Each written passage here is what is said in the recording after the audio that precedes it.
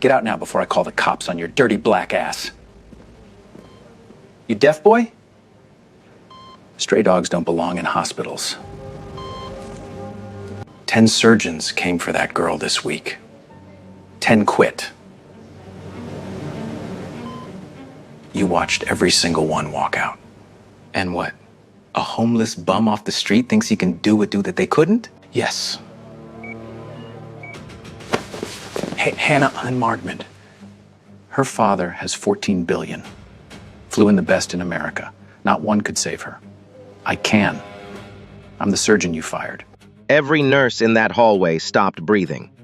What happened next inside that operating room would bring Whitfield Memorial to its knees.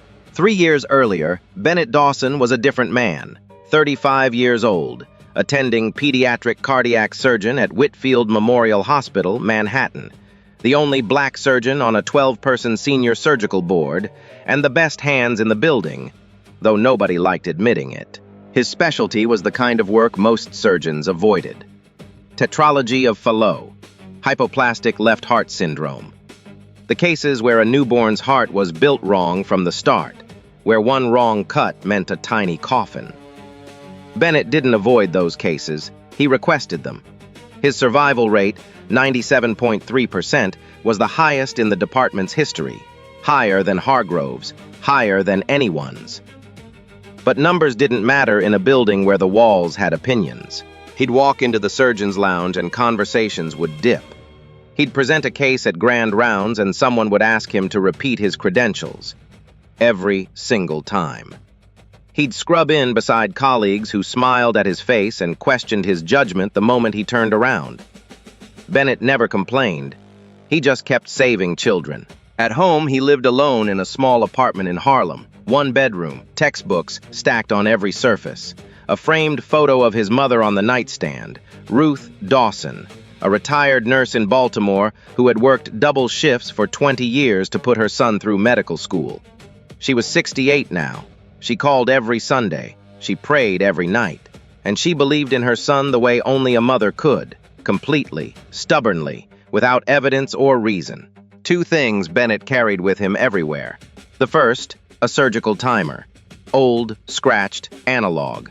A gift from his mentor, Dr. Eleanor Voss, who had died of pancreatic cancer 2 years before. Engraved on the back, steady hands, steady heart. Bennett clicked it before every operation. A ritual, a prayer, a promise to the woman who taught him everything. The second, a black leather notebook. 4 years of research, hundreds of hand-drawn diagrams, the blueprint for a technique he called the modified Dawson shunt, a method to reroute blood flow in children born with impossibly deformed hearts. No transplant needed, no donor waiting list, just precision, patience, and a surgeon steady enough to cut paths where none existed. The notebook never left his side. Until it did. Victor Hargrove was not a bad surgeon. That was the problem. He was adequate. Competent enough to avoid lawsuits, polished enough to win board votes, connected enough to make his mediocrity invisible.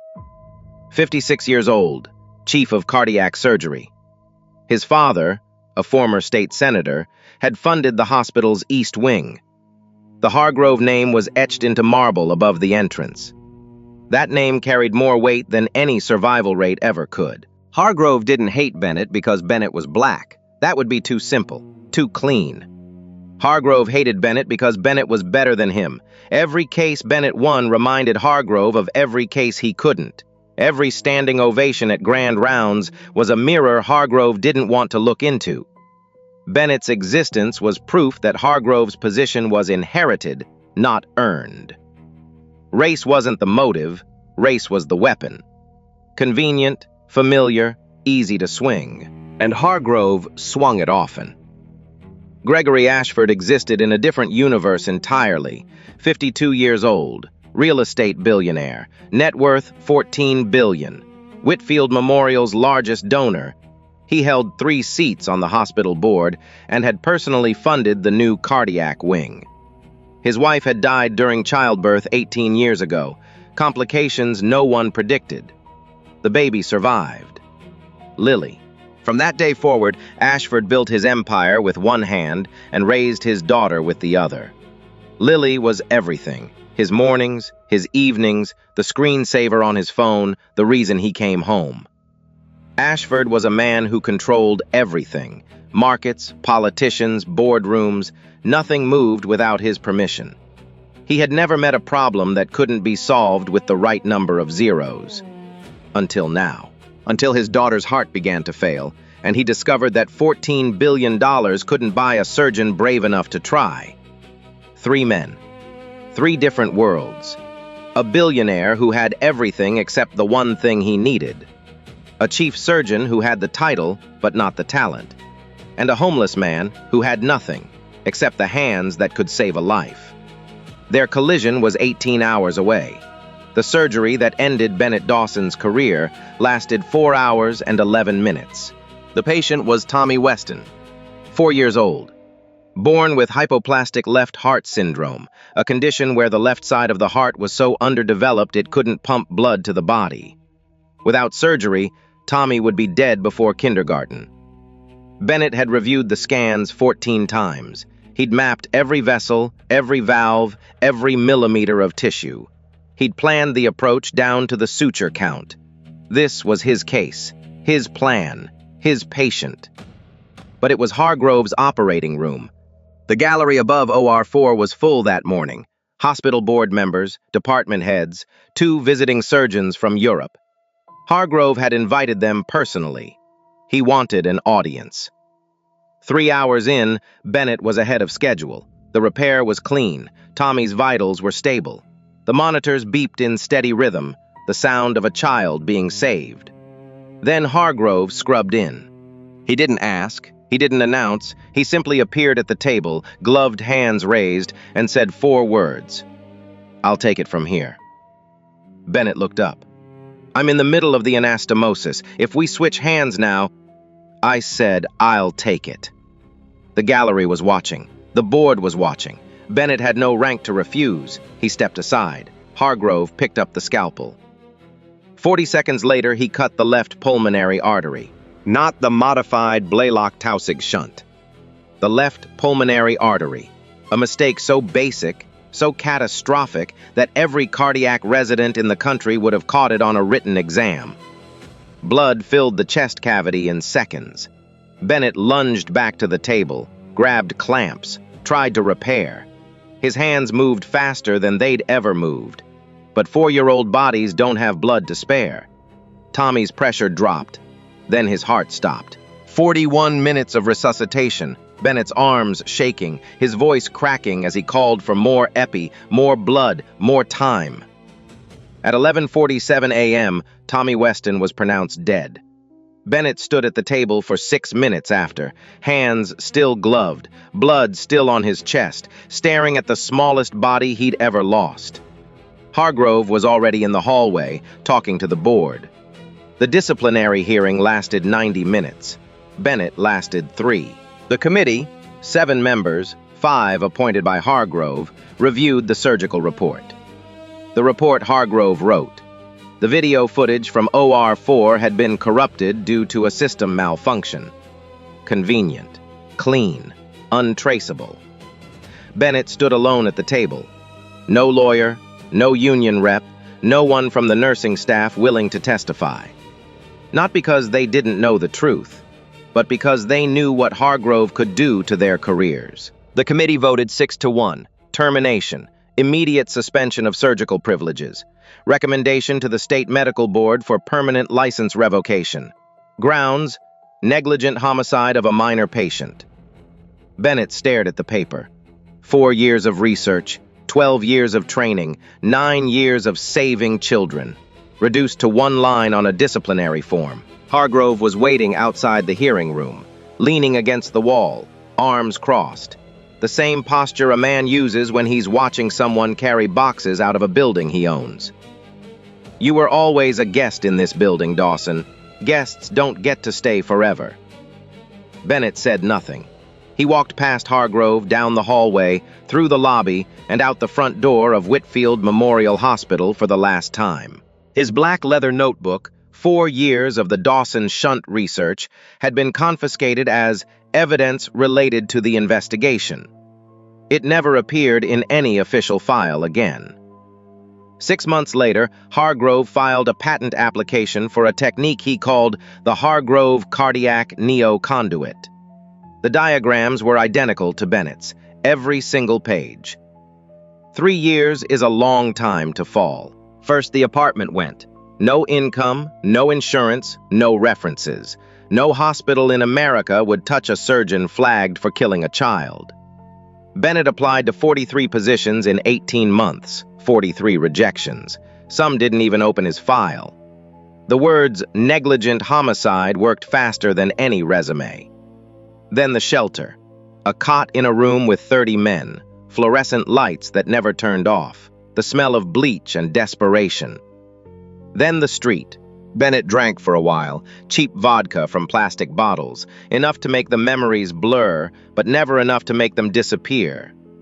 Tommy Weston's face was there every time he closed his eyes, not because Bennett killed him, but because Bennett couldn't stop the man who did. He quit drinking on a Tuesday in November. No program, no sponsor, just a decision. He woke up on a bench in Central Park, looked at his hands, and made a choice. These hands would not rot. Every night after that, Bennett practiced. He found a sewing kit in a donation bin, used the needle and thread to stitch torn fabric. Over and over. Straight lines, curved lines, patterns so small you needed a magnifying glass to see them. He stole a pair of surgical forceps from a dumpster behind a medical supply store, used them to pick up grains of rice, and placed them into the neck of a glass bottle. One by one. For hours. His skin cracked, his knuckles scarred, his fingertips went numb in the winter cold, but his hands never shook, not once. The surgical timer stayed in his coat pocket. Dr. Voss's voice stayed in his head. Steady hands, steady heart. And the modified Dawson shunt stayed in his memory. Every angle, every measurement, every suture point. Because a notebook can be stolen, but knowledge can't. Every morning, Bennett sat outside the front entrance of Whitfield Memorial Hospital. Not begging, never begging, just sitting, watching doctors walk in and out of the building where he used to save lives. Some recognized him, most looked away. A few dropped coins at his feet without slowing down. One morning, a young resident, couldn't have been older than 28, tossed a handful of change in front of Bennett and said, "Get yourself a coffee, buddy." Bennett looked down at the coins. Quarters and dimes scattered on the concrete. He looked up at the glass doors of Whitfield Memorial. His reflections stared back. Torn jacket, matted beard, hollow eyes. 3 years ago, he'd walked through those doors in a white coat. Now he couldn't walk through them at all. He picked up the coins. Not because he wanted coffee, because dignity doesn't pay rent and pride doesn't fill a stomach. It started with a helicopter. Bennett heard it before he saw it. The deep chop of rotors cutting through the Manhattan morning. Not a news chopper. Not police. Medical. The Red Cross on its belly caught the sun as it dropped onto Whitfield Memorial's rooftop helipad. 20 minutes later, a second one landed. Then a third. Bennett had sat outside this hospital for 11 months. He knew its rhythms. He knew what a normal Tuesday looked like, and this wasn't it. Black SUVs lined the emergency lane. Men in dark suits stood at every entrance. The lobby, visible through the glass doors, was full of people who didn't belong in a hospital. They belonged in boardrooms. Something was very wrong, or someone very important was dying. He was right on both counts. The nurses talked. They always did. Bennett's bench sat 6 feet from the ground floor break room window. Cracked open 2 inches for ventilation. Enough for cigarette smoke to drift out. Enough for words to drift with it. 18 years old, Ashford's daughter. DORV with subpulmonary VSD. Never seen anything like it. 10 surgeons already. Cleveland Clinic said no. Stanford said no. Greer from Hopkins just walked out. Hargrove's been in his office all morning. Won't come out. Bennett's hands stopped moving. The piece of fabric he'd been stitching fell to the ground. Dorv with subpulmonary VSD. Double outlet right ventricle. Both great vessels connected to the wrong chamber. combined with a ventricular septal defect positioned directly below the pulmonary valve. 1 in 50,000, maybe less. He knew this condition.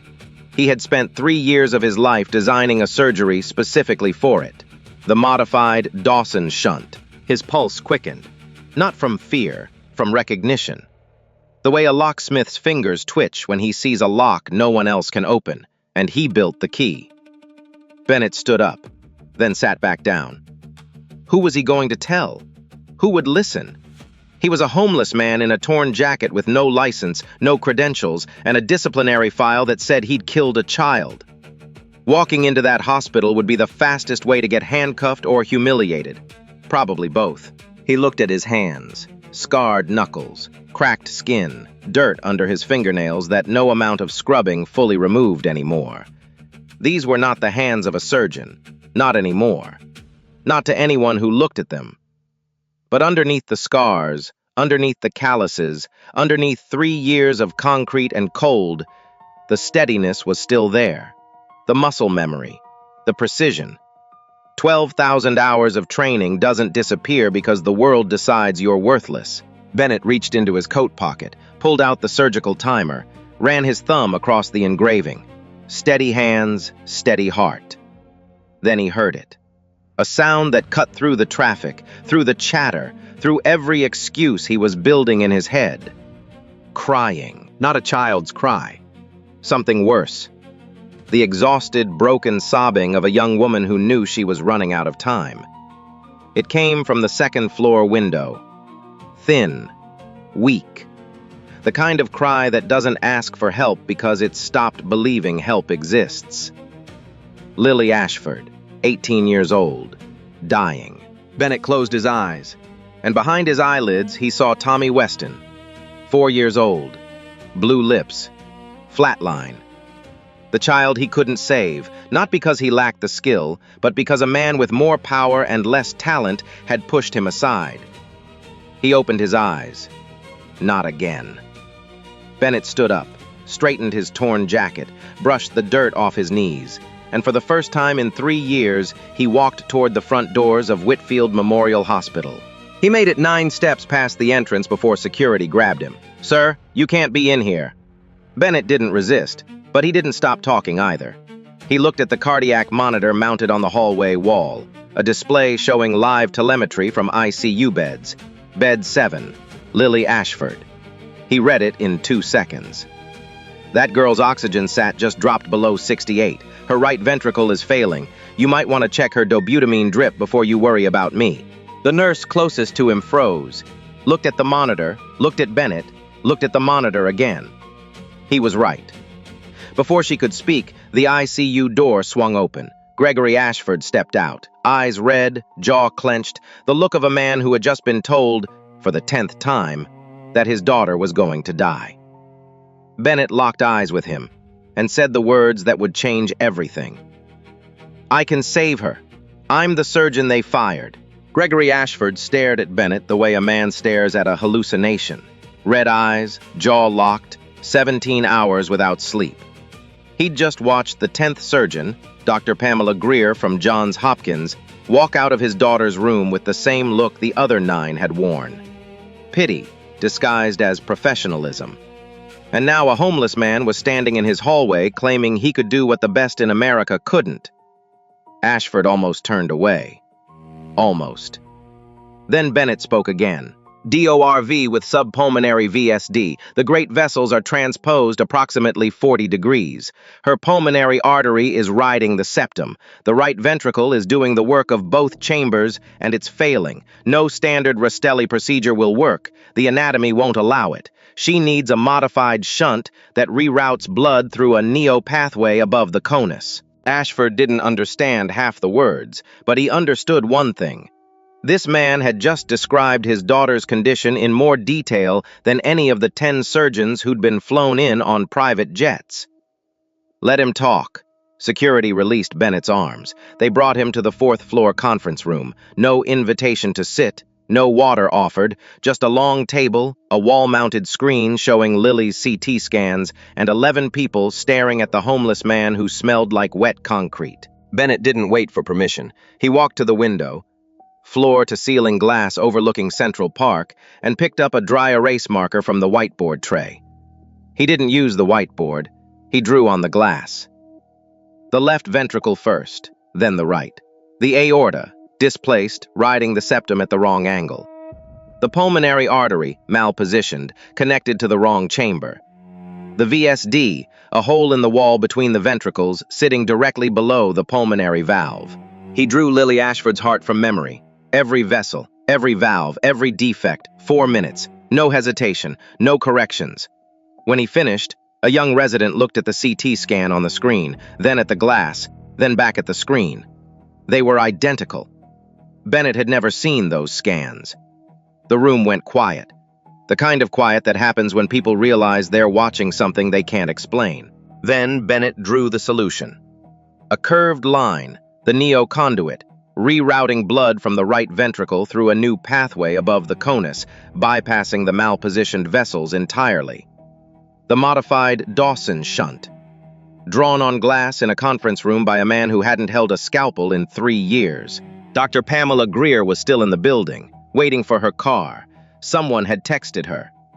She stood in the doorway of the conference room, briefcase in one hand, reading glasses in the other, staring at the drawing on the window. My God! That's the Dawson shunt! The door slammed open 90 seconds later. Hargrove filled the frame. White coat, badge, the authority of a man who owned every room he walked into. His eyes found Bennett, and the color drained from his face. But only for a moment. He recovered fast. Men like Hargrove always do. Security, now. Get this man out of my hospital. He turned to Ashford. Professional voice, controlled, practiced. Mr. Ashford, I need to inform you that this individual is a disgraced former surgeon. His license was revoked 3 years ago for the death of a 4-year-old patient on my operating table. He is mentally unstable, potentially dangerous, and has no legal right to practice medicine anywhere in this country. Every word calculated, every word poison. Bennett stood by the window, silent, the drawing of Lily's heart still behind him. He didn't defend himself. He didn't argue. He just waited. Ashford looked at Hargrove for a long time, then spoke. Can you save my daughter, Dr. Hargrove? We are actively exploring every available yes or no.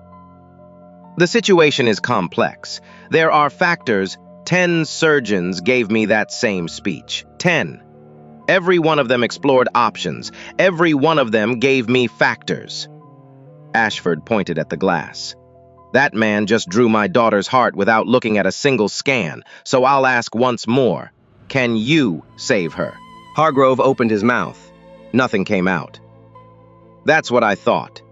Bennett spoke for the first time since Hargrove entered. I'll operate. 3 conditions. Ashford turned. Name them. First, I choose my own surgical team. Every member, no exceptions. No one Hargrove appoints sets foot inside that OR. Done. Second, the entire operation is recorded. 4 cameras, 4 angles, no blind spots. Every second from first incision to last suture. Uninterrupted, untouchable. Ashford narrowed his eyes. He understood. This wasn't about documentation. This was about proof. Evidence that couldn't be deleted. Not this time. Done. Third, Bennett looked at Hargrove. He does not enter the operating room, not to observe, not to assist, not to breathe the same air as my patient. Hargrove exploded. This is my hospital, my department. You can't. It's not your hospital. Ashford's voice dropped to a temperature that froze the room. I own 3 seats on this board. I funded the wing you're standing in, and right now, my daughter is dying 30 feet from where you're throwing a tantrum. He turned to his assistant. Get my legal team on the phone, now. 22 minutes later, Ashford's lawyers delivered the paperwork. Emergency temporary surgical privileges. Authorized under Joint Commission protocols for life-threatening situations where no credentialed alternative exists. Signed by the hospital CEO. Countersigned by 2 board members. legal, binding, airtight. Hargrove stared at the document. His jaw tightened, his fingers curled into fists at his sides. But he said nothing, because there was nothing left to say. Bennett took the document, looked at it for a moment, then folded it and slid it into the pocket of his torn jacket, right next to the surgical timer. He turned to Greer. "I need you as first assist. Are you in?" Greer didn't hesitate. "I've waited 3 years to see this technique in an operating room. I'm in." Bennett nodded, then walked out of the conference room and headed for the surgical floor. Behind him, Hargrove pulled out his phone. His hands were trembling, not from fear, but from rage. He dialed a number, spoke quietly. 2 words. "Stop him." Dr. Pamela Greer caught up with Bennett in the hallway outside the surgical prep wing. Her heels clicked fast against the linoleum. Her briefcase was gone. Her car was forgotten. She grabbed his arm, turned him around. "I need to know something before I scrub in with you." Bennett waited. "Eleanor Voss was my colleague for 11 years. She talked about the Dawson shunt in her final lectures before she died. She said it was the most elegant cardiac innovation she'd seen in 40 years of surgery. She also said only one person on Earth could perform it, her student, a young black surgeon she called the steadiest hands she'd ever trained." Greer studied Bennett's face, the beard, the hollow cheeks, the calm eyes that didn't match anything else about him. "She never told me his name, but she described the technique in detail. So I'm going to ask you one question, and if you answer it correctly, I'll know." Bennett nodded. "In the modified Dawson shunt, what is the maximum angle of the neoconduit relative to the pulmonary valve annulus?" No pause, no hesitation, not even a blink. 32 degrees. Any wider and you lose laminar flow. The blood becomes turbulent and the conduit wall erodes within 90 days. Any narrower and systolic pressure collapses the conduit within 6 months. 32 is the only number that works. I tested it on 47 cadaver models before I was sure. Greer exhaled, long and slow, the way a person breathes when something they've been searching for finally appears. "This man isn't just familiar with the technique." She turned to Ashford, who had followed them into the hallway. "He invented it. I'd bet my career on it." Word travels fast in a hospital, faster than any virus, faster than any code blue. Within 30 minutes, the story had spread through every floor of Whitfield Memorial. The homeless man in the torn jacket, the one security dragged through the lobby, was Bennett Dawson. Dr. Bennett Dawson, the surgeon who had been fired 3 years ago for killing a child. Except now, people were whispering a different version of that story. Nurses who had worked with Bennett came down from their floors. Not to watch, to remember, to say the things they hadn't said 3 years ago when it mattered. An OR nurse named Patricia Holloway, 63 years old, 31 years at Whitfield, hands that had passed instruments to more surgeons than she could count, found Bennett in the scrub room. He was standing in front of the sink, staring at the faucet, not yet ready to turn it on. She walked up beside him, didn't say anything at first, just stood there, 2 people sharing a silence that held 3 years of guilt and grief. Then she put her hand on his shoulder. "We all knew, Bennett. Every nurse on that floor knew Hargrove cut the wrong vessel. We saw it. We watched it happen." Her voice cracked. "We just couldn't say anything. He would have destroyed us, the way he destroyed you." Bennett looked at her. No anger, no bitterness, just exhaustion, the kind that goes deeper than sleep can reach. "You're here now. That's enough." Holloway wiped her eyes, straightened her scrub cap. "I was the best scrub nurse you ever worked with, and you know it." For the first time in 3 years, Bennett Dawson smiled. "Yeah, you were." "Then let me do my job. One more time." He reached into his coat pocket, the torn jacket he'd worn for 1,000 nights on the street, and pulled out the surgical timer. Old, scratched, analog. The engraving still legible through the grime. Steady hands, steady heart. Holloway saw it, and her breath caught. "Dr. Voss's timer. You still have it." Never let it go. He set it on the shelf above the scrub sink, clicked the button. The soft ticking filled the room. Steady, mechanical, relentless. Like a heartbeat that refused to stop. Bennett turned on the faucet. Warm water ran over his hands, scarred knuckles, cracked skin, dirt dissolving down the drain. 3 years of sidewalk washing away. Underneath, the same hands, the same steadiness, the same surgeon. While Bennett scrubbed, Hargrove worked. 2 phone calls. The first to the state medical board, an emergency complaint demanding they intervene and block an unlicensed surgeon from operating. He was told the board couldn't convene an emergency session before morning. Lily didn't have until morning. The second call went to a reporter at the New York Post. Hargrove fed him the story personally, every detail selected to maximize damage. Homeless man given scalpel in major Manhattan hospital. Billionaire father risks daughter's life. By the time Bennett finished scrubbing, the headline was already written. 18 hours. That's how long Lily had. The clock was ticking, the cameras were rolling, the media was circling, and the man who had destroyed Bennett's life was doing everything in his power to make sure it happened again. Operating Room 6, 4th floor, Whitfield Memorial. The room was cold, 62 degrees, standard for cardiac surgery. Cold slows bleeding, buys time, gives the surgeon an extra margin measured in seconds. Bennett had always preferred it at 61. Nobody remembered that except Holloway. She had adjusted the thermostat before he walked in. 61 degrees. The temperature of a man coming home. The team was small, 4 people.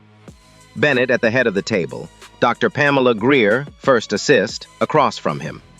Dr. Nathan Holt, pediatric anesthesiologist, 15 years at Whitfield, hands so calm they could thread a central line during an earthquake, at the head. Nurse Patricia Holloway, scrub nurse, to Bennett's right. Same position she'd stood in for 9 years before he was fired. 4 cameras, 4 angles, mounted on ceiling brackets, red lights glowing, recording everything. Bennett's one non-negotiable condition. Whatever happened in this room tonight, good or bad, would exist on tape. No deletions, no corruptions, no convenient system malfunctions. Not this time. Lily Ashford lay on the table, 18 years old, 91 pounds. Her skin had the gray-blue tint of a body not getting enough oxygen. Her lips were the color of a bruise. The anesthesia mask covered her face, and Holt's monitors showed what everyone already knew. This heart was running out of time. Behind the observation glass, Gregory Ashford stood alone, arms crossed, jaw clenched so tight the muscles in his neck were visible from 20 feet away. He hadn't eaten in 2 days, hadn't slept in 3. The richest man in the building, the most helpless person in the room. Bennett looked at the surgical timer on the shelf beside the instrument tray, clicked the button. The soft ticking began. Steady hands, steady heart. He picked up the scalpel. First incision, let's bring her back. The sternotomy was clean. Bennett split the breastbone with the oscillating saw, a sound like a dentist's drill amplified through a megaphone. Retractors spread the chest. And there it was, Lily Ashford's heart. It was worse than the CT scans showed, much worse. The great vessels were tangled, transposed at nearly 50 degrees instead of the 40 the imaging suggested. The pulmonary artery wasn't just malpositioned, it was fused to the septal wall by a band of fibrous tissue that shouldn't have existed. The VSD was larger than predicted, and the right ventricle, the chamber doing the work of 2, was swollen, exhausted, beating with the desperate rhythm of a muscle that knew it was dying. Greer leaned in. Her voice was barely a whisper. Bennett, it's worse than we planned for. Silence. Every person in that room held their breath. Behind the glass, Ashford pressed both palms flat against the window. The surgical timer ticked. Bennett stared at the heart for 30 seconds, the longest 30 seconds of his life. His eyes moved across every vessel, every ridge, every millimeter of tissue, reading it the way a pianist reads a score. Not just the notes, the spaces between them. Then he spoke. Calm, flat, certain. The shunt angle changes from 32 to 28 degrees. The neoconduit entry point shifts 3 millimeters lateral to avoid the fibrous band. We adjust and proceed. Greer looked at him. You're recalculating the entire approach? Right now? In your head? Already done. He reached for the 7-0 Proline suture, threaded it under the surgical microscope at 4.5x magnification. Each stitch spaced exactly 1.5 millimeters apart. The needle moved through tissue thinner than wet paper. Hour 1 became hour 2. Hour 2 became hour 3. Bennett didn't speak, didn't shift his weight, didn't ask for water. His hands moved with the mechanical precision of a machine. Except machines don't feel. And Bennett felt everything. This was the core of the Dawson shunt. The part that existed only in Bennett's mind and a stolen notebook. The neoconduit, an artificial pathway made from harvested pericardial tissue, had to be shaped, positioned, and sutured into a space no larger than a walnut. The angle had to be exact. 28 degrees. Not 27, not 29, 28. 1 degree off and the blood flow would turn turbulent. Turbulent flow meant erosion. Erosion meant death. Not today, but in 3 months, 6 months. A time bomb sewn into a teenager's chest. Bennett built it millimeter by millimeter, suture by suture. His fingers moved under the microscope with a steadiness that made Greer stop breathing. She had operated with the best cardiac surgeons in America. She had never seen hands like this. Hour 5. The conduit was 3/4 complete. Then the monitors screamed. Lily's heart stopped. Flatline, the long, unbroken tone that every surgeon dreads, the sound of a body giving up. Holt's voice cut through the alarm. VFib! She's in VFib! Paddles? No. Bennett's voice didn't change pitch, didn't rise, didn't crack. Internal cardiac massage, I need 90 seconds. He reached into Lily's open chest, both hands, cupped her heart, a heart no bigger than his fist, and began to squeeze, rhythmic, steady, the way he'd practiced on cadaver models 100 times. Except this wasn't a model. This was a girl whose father was watching through glass. Ashford slammed both fists against the observation window. The thud echoed through the OR. Holloway flinched. Greer flinched. Holt flinched. Bennett didn't. He counted out loud, each compression a number, each number a second. 15, 16, 17. Ashford was screaming something behind the glass. No one could hear the words. 31, 32, 33. Greer watched the monitor. Nothing. Flat. Dead. 50, 51. Holloway's hand trembled above the instrument tray. She bit her lip hard enough to taste blood. 70. 71. Holt shook his head slowly, reached for the defibrillator paddles. Preparing for the call no anesthesiologist wants to make. 85. 86. Nothing. 88. Bip. 1 beep. Faint. Almost imaginary. 89. Bip, bip. 90. Bip, bip, bip, bip, bip. Sinus rhythm. Weak but present. A heartbeat returning from the dead. Holt exhaled so hard his surgical mask fogged. Greer closed her eyes for 3 seconds. Holloway set down the instrument she'd been holding and pressed her palms flat on the tray to stop the shaking. Bennett removed his hands from Lily's chest, looked at the monitor, looked at the heart, picked up the needle driver, and continued operating. Without a word. The neoconduit was complete. The rerouted pathway was holding. Blood was flowing through it, slowly, cautiously, the way water tests a new riverbed. One connection remained. The final anastomosis, where the neoconduit joined the pulmonary valve annulus. The tissue at the junction was 0.3 millimeters thick. Thinner than a sheet of paper, thinner than a human hair is wide. One tremor, one wrong angle, one excess gram of pressure, and it would tear. And if it tore, the bleeding would be unsurvivable. The OR was silent. No one spoke. No one moved. The only sound was the surgical timer, ticking on the shelf where Bennett had placed it 11 hours ago. Steady, relentless, faithful. Holloway dabbed the sweat from Bennett's forehead. She didn't ask, she didn't wait, she just did it. The way she'd done it 1,000 times before, in 100 surgeries, in another life. Bennett positioned the needle. 7-0 Proline. Curved, the finest suture manufactured for human surgery. Under 4.5x magnification, the needle tip looked like a sword. The tissue looked like fog. He held his breath. The needle entered the tissue, slow, controlled, the way a man threads a needle through silk. Except silk doesn't bleed, and silk doesn't die. Through, hold, 2 seconds, 3 seconds, 4 seconds, letting the tissue accept the suture without tearing. Then the pull. Gentle, millimeter by millimeter. Complete. Bennett tied the knot, looked at Greer, nodded. Release the clamp. Greer turned the valve. Blood entered the neo-conduit, flowed through the new pathway, reached the pulmonary valve, entered the lungs. The oxygen saturation monitor began to climb. 72%, the number Lily had lived with her entire life. 78, 84, 91, 95, 98. For the first time in 18 years, Lily Ashford's heart was doing what a heart is supposed to do.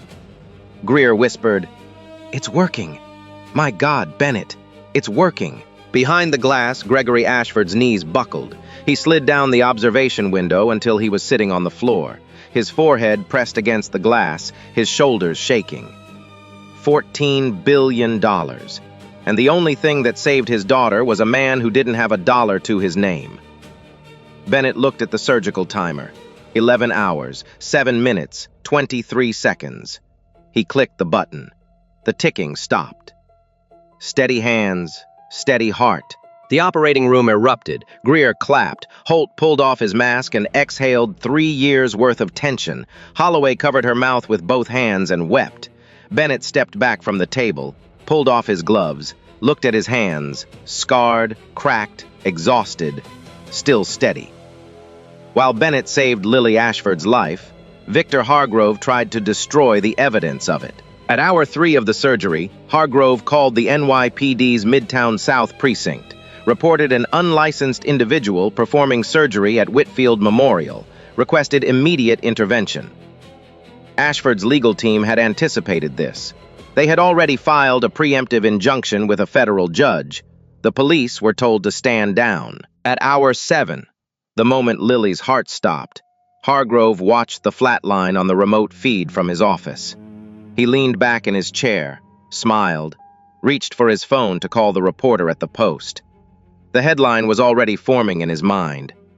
Homeless man kills billionaire's daughter on operating table.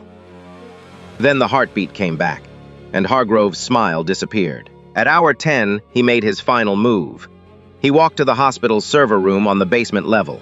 Badge access. He knew the system. He'd used it before. 3 years ago, when he deleted the footage of Tommy Weston's surgery. He reached for the recording terminal. The security camera above the door captured everything: his face, his badge, his hands on the keyboard. Hospital security arrived 45 seconds later. They found Hargrove standing at the terminal with the deletion prompt open on the screen. He hadn't pressed enter yet. But the intent was on tape. And this time, nobody was going to delete it. Lily Ashford opened her eyes on a Thursday morning, 48 hours after the surgery. The breathing tube had been removed 6 hours earlier. Her vitals were stable. Her oxygen saturation held steady at 97%, a number she had never seen on her own monitor in 18 years of living. The first thing she saw was her father, sitting in the chair beside her bed, unshaven, unwashed, still wearing the same suit he'd worn for 3 days. His hand wrapped around hers, the same way it had been since they wheeled her out of the OR. She blinked, swallowed. Her throat was raw from the tube. Her chest ached, deep, structural pain, the kind that comes from having your breastbone split open and wired back together. But underneath the pain, something was different. Warmth. Her fingers were warm, her toes were warm, her lips, for the first time in her memory, were not blue. Daddy? Ashford's head snapped up. His eyes were swollen, red, destroyed by 72 hours of terror and 3 minutes of crying harder than he'd cried since his wife died. I'm here, baby. I'm right here. My chest feels warm, Ashford broke. Not the controlled, dignified grief of a billionaire managing a crisis, the raw, ugly, gasping kind, the kind that doesn't care who's watching. He pressed his forehead to her hand and sobbed. He found Bennett in the hallway 2 hours later. Bennett was sitting on a bench outside the ICU, still in surgical scrubs, head tilted back against the wall, eyes closed. Not sleeping, just still. The kind of stillness that comes after 11 hours of holding a life between your fingers. Ashford stood in front of him. For a long moment, neither spoke. Then Gregory Ashford, a man who had never bent his knee to another human being, a man who bought companies and broke markets and answered to no one, knelt down. On the hospital floor, in front of a man who 24 hours ago didn't have a roof over his head. You gave me back my daughter. Bennett opened his eyes, looked down at the billionaire kneeling before him, and said quietly, You gave me back my operating room. Neither man moved for a long time.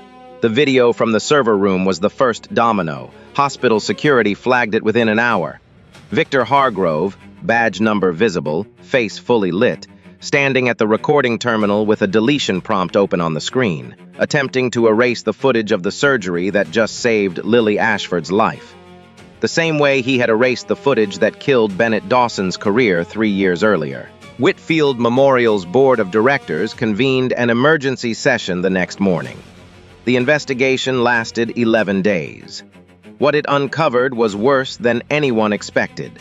The surgical video from Tommy Weston's operation, the footage Hargrove claimed was lost to a system malfunction, had been manually deleted from Hargrove's personal login. 43 minutes after Tommy was pronounced dead, the disciplinary report that ended Bennett's career had been altered. The original, recovered from a backup server Hargrove didn't know existed, told a different story. One where Hargrove took control mid-procedure. One where Hargrove cut the wrong vessel. One where Bennett tried to fix the damage and ran out of time. And Bennett's black leather notebook, 4 years of the modified Dawson shunt research, was found in the bottom drawer of Hargrove's desk. The patent application Hargrove had filed 6 months later, the Hargrove Cardiac Neo Conduit, contained diagrams traced directly from those pages. Line for line. Hargrove was terminated on a Tuesday. Security escorted him out with a cardboard box and a police escort. The state medical board revoked his license within the week. Charges followed: obstruction of justice, falsification of medical records, fraud, and involuntary manslaughter in the death of Tommy Weston.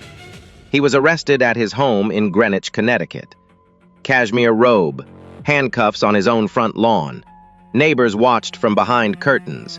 Nobody came outside. Bennett Dawson's medical license was reinstated following a 4-hour expedited hearing. The state medical board issued a formal apology, the first in its history directed at an individual physician. Gregory Ashford filed construction permits within 72 hours. A new pediatric cardiac surgery center, Upper East Side, Manhattan. The name above the entrance, Dawson Voss Pediatric Cardiac Center. Bennett accepted the position of director of surgery on one condition: 30% of all procedures free of charge for uninsured children. Ashford didn't negotiate, he said yes. The stolen notebook was returned in a sealed evidence bag. Bennett opened it that night in his new office. Same pages, same handwriting. He placed it on the shelf beside the surgical timer, where it belonged. Bennett called his mother 3 weeks later. Ruth Dawson picked up on the first ring, she always did.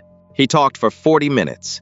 She listened without interrupting, the way she'd listened to every call from medical school, from residency, from the shelter, from the street. When he finished, the line went quiet. Then Ruth Dawson, 68 years old, retired nurse, the woman who believed in her son when the world turned its back, said 6 words. I always knew, baby. I always knew. 6 months later, Lily Ashford ran in Central Park, full stride, lungs open, heart pumping the way a heart is supposed to pump. She had gained 11 pounds. Her cheeks had color. Her lips, for the first time in her life, were pink. On her bedroom wall hung a watercolor painting she'd made during recovery. A man in a torn jacket holding a small round object, rough colors, off proportions, but at the bottom, in careful block letters, "My Hero." The modified Dawson's shunt was published in the New England Journal of Medicine 14 months after Lily Ashford's surgery. Peer-reviewed, validated, recognized as a breakthrough in congenital cardiac repair for cases previously classified as inoperable. Within the first year of publication, 143 children across 9 countries underwent the procedure. 139 survived. 4 did not. But those 4 had been given a chance that didn't exist before Bennett Dawson sat on a sidewalk and refused to let his hands forget what they were made for. The Dawson-Voss Pediatric Cardiac Center performed 61 surgeries in its first operating year. 18 of those were pro bono, children from families who couldn't afford insurance, let alone a hospital bill. Bennett operated on every single one personally. His torn jacket still hangs in his office. Not framed, not displayed under glass, just hanging on a hook behind the door. The same hook where his white coat hangs beside it. He keeps them together. He says it's so he never forgets. Nobody who works at the center believes that's the real reason. They think he keeps the jacket because it reminds him of something else. That talent doesn't expire. That skill doesn't rot. That the world can take your title, your license, your home, your name, but it cannot take what your hands know. The surgical timer still sits on the shelf in OR 1. Every morning before every operation, Bennett clicks the button. The ticking fills the room. And somewhere, Dr. Eleanor Voss smiles. If you were in Bennett's shoes, homeless, stripped of everything, knowing you could save a life but the world says you're nothing, would you have walked through that door? Tell me in the comments. If this story moved you, share it with someone who needs to hear that your worth isn't decided by the people who threw you away. Subscribe so you never miss a story like this. We find them so you can feel them.